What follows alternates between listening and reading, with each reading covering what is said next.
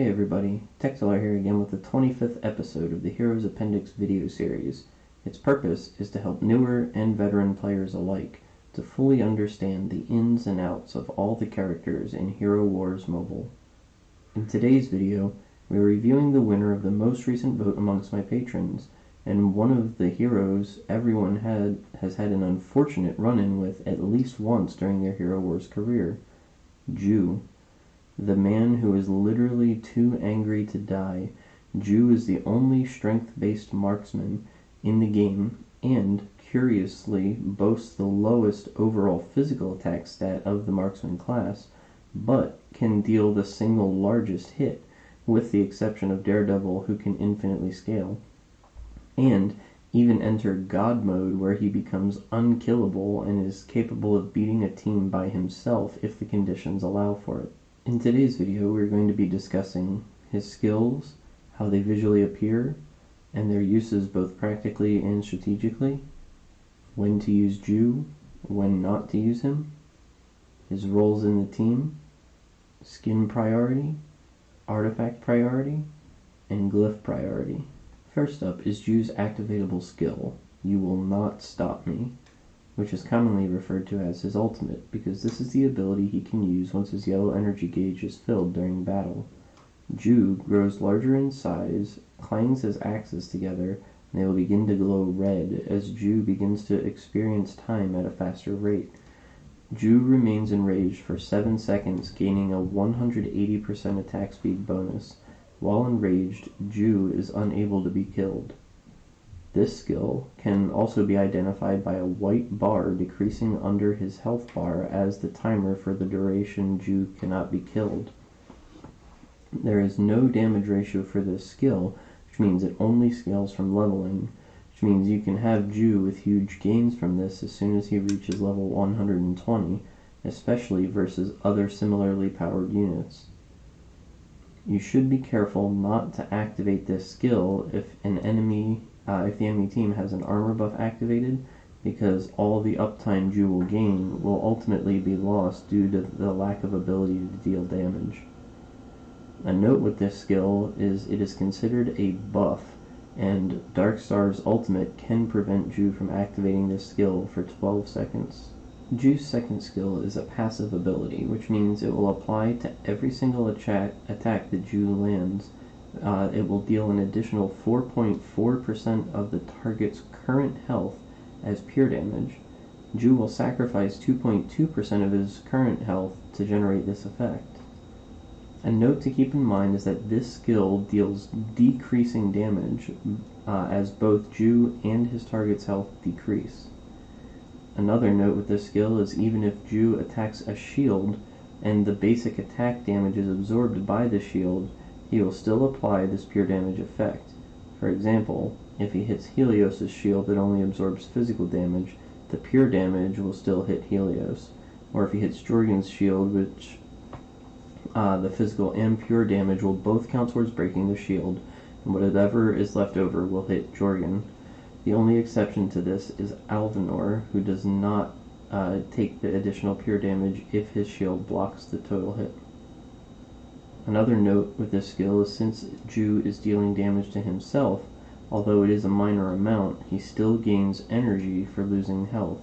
This does not count as bonus energy for applying Satori marks, as all characters in the game gain energy from receiving damage. A final note is this skill makes Jhu effective against the Hydra bosses, as he is. They did place a cap on his damage based on the Hydra's remaining health, so even if you don't plan to use Jhu for your arena or war teams, you definitely need to level him currently to use against the Hydra. He deals up to 302,573 in pure damage against the common Hydra, 292,677 in pure damage against the Elder Hydra, up to 277,460 in pure damage against the Ancient Hydra, up to 272,157 in pure damage against the Dreadful Hydra, and up to 264,728 in pure damage against the Legendary Hydra. Keep in mind this is per hit, and this is in addition to his actual physical damage. Jhu's third skill is called I See You.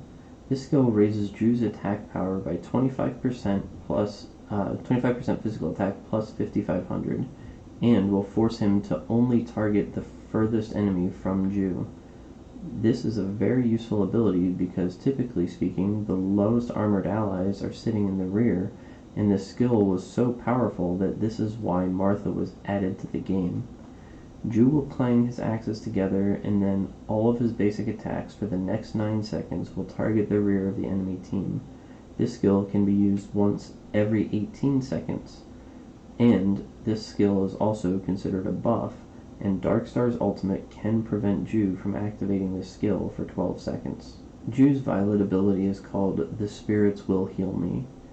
If Jhu is not under control effects after the conclusion of his first skill, he will heal himself for 65% of his physical attack plus 9,000.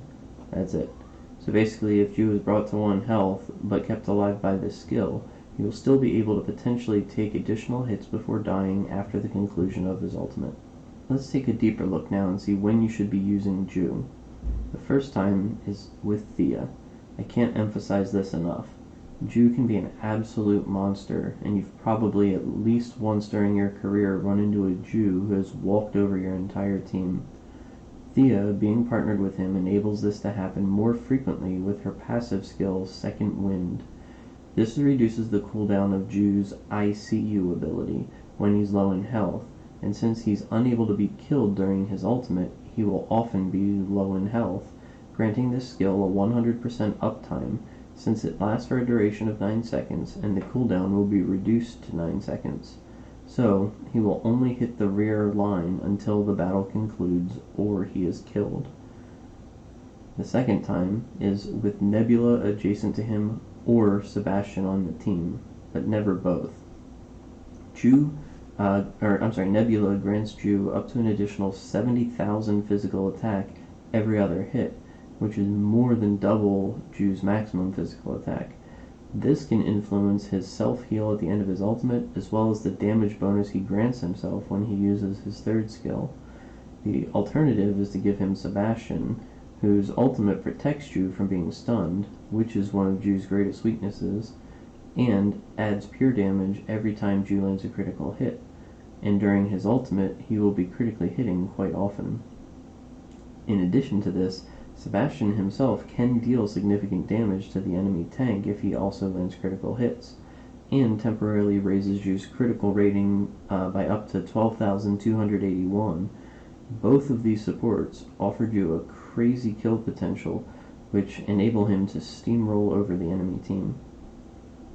Next up is if you see any low health enemy in position 5 on the enemy team, or a hero without an armor artifact weapon. Units can include, but are not limited to, Thea, Lars, Dorian, Cornelius, Fox, Nebula, Orion, Artemis, Peppy, Phobos, etc. Another time to consider using him is when the enemy team has several tanks trying to protect their front line, and you want an easier route to their main damage dealer without using AoE damage. So when in doubt, just take the back door. And then lastly, and again, this is the number one time you should be using him, and why most people are these days, is to utilize in the Hydra fights. Because of Jhu's second skill, always doing a fixed amount of damage, and it's restricted to dealing the amount of damage shown here in the far right box for each respective Hydra. This is how much damage he will deal with every single basic attack, so he is incredibly powerful against every Hydra. If you're in a guild, you will definitely want to level up Jhu as one of your heroes at some point to contribute a lot to the success overall of your guild. Now we'll take a look and see when you should be avoiding Jhu in your team. First up is if the enemy has Anvaria on their team. Anvaria will frequently throw stuns out at your team, which situationally can hit your Jhu, slowing him down significantly. But also, Anvaria will place a shield on the lowest armored ally, often a rear ally, every 15 seconds, which can make it difficult for Jhu to get through. The only exception to this would be if Anvaria is the tank on the team. He's much easier to bring down than some of the other frontliners. Next up is if the enemy team has multiple units who have stuns, like Anvari, Arachne, Faceless, etc. Another time to consider avoiding him is if the enemy is using Astaroth and Martha together. The reason being that Astaroth's damage share makes it almost impossible for Jhu to get through Martha, although situationally it can be done. Next up is if the enemy team has Jorgen on it to slow down your Jhu's energy drain. He needs to have constantly flowing energy to maintain his invulnerability and damage boosts. These are not all-inclusive, as various combinations of the above-mentioned heroes, and sometimes even a very strong Helios, can completely shut out Jhu.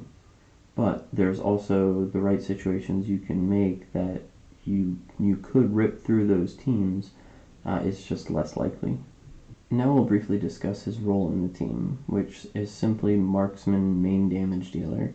The main focus behind choosing Jhu for your team is when you identify a weakness in the enemy's rear hero. The previously mentioned God mode activates once he uses his ultimate and lands a kill on the enemy backline. While his ultimate is active, he's unable to be killed, and he will attack very quickly, gaining between 10 and 12% energy per attack.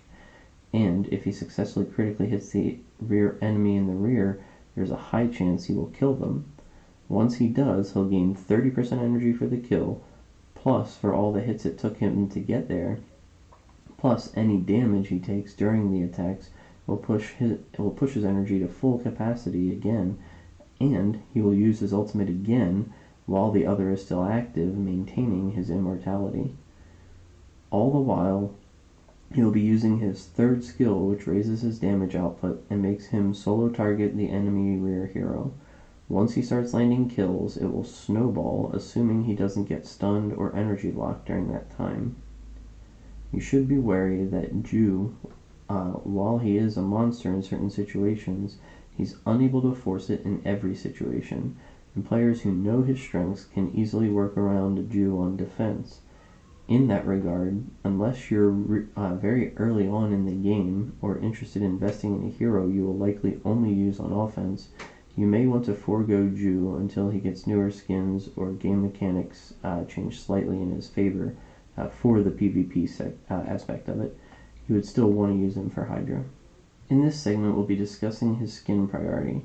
The first up is his Winter skin, which offers up to 10,665 armor penetration, and is the biggest boost to his damage potential and over 63% of his total armor penetration. The second in priority is his Solar skin, which offers him up to 2,960 critical hit chance, and boasts the next largest boost to his damage potential to ensure he's able to land those killing blows when necessary.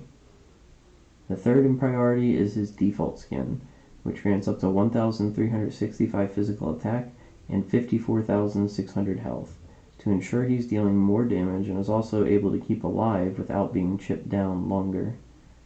And then the last skin in priority is his Champion skin, which offers up to 10,687 magic defense. This skin makes him particularly resilient against a lot of lower magic penetration heroes, although it is not required to have him reach his God mode. Next we'll discuss artifact priority. First up is his book, which grants 2,967 critical hit chance and 3,561 physical attack, and is the top in priority for Jhu because it helps him deal the most damage possible.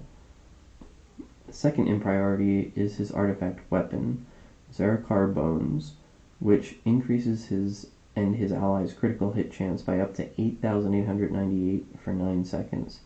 This is because during his ultimate is when he's going to be looking to pick off the most kills, and the more likely he's going to land a critical hit, the more successful you will likely be. And then lastly in priority is his artifact ring, which grants him up to 3,990 physical attack and 159,600 health. This helps him reach his peak damage potential and is a little over 10% of his overall damage and about 34% of his total health. In our final segment, we will now be discussing glyph priority. The first up is armor penetration, which gives a total of 3,300 armor penetration. Just like his skin, this will ensure he's doing top-notch damage as often as possible. The second glyph to choose is his critical hit chance. He gains up to 1,120 critical hit chance, It's not quite as good as armor penetration, but it's a very close second. The third glyph to choose is his physical attack, which adds 2,240 damage. There's not much to say beyond that. He needs as much physical attack as he can get. Fourth glyph is his strength, increasing his physical attack by 560 and his health by 22,400. And then the last glyph is his health, which gives a total of 30,800 health. And it is the last thing Jhu needs and the least of. Being a strength-based hero, there's plenty of health to go around. You just want him dealing as much damage as possible.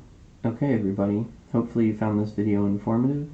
If you do, please like, follow, and subscribe to my channel. Another thing to consider is recommending my content to your friends as well if you know they yearn for knowledge of the game. Since these videos are private, word of mouth is how they will get spread. Also, for a large and active Hero Wars mobile community, join my Facebook group called Hero Wars Mobile Community, The GOAT. The link will be in the video description. Thanks for watching.